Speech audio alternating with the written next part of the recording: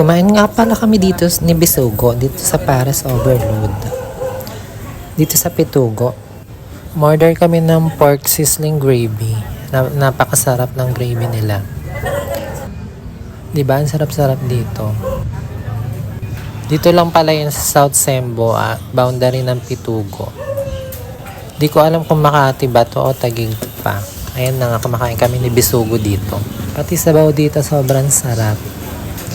Talagang sizzling talaga siya. Minsan dumadayo pa talaga ako dito galing sa Patero Spam. Malapit lang kasi yung salon ni dito ni Bisugo. Si Bisugo nga pala yung friend kong mayaman na may-ari ng salon.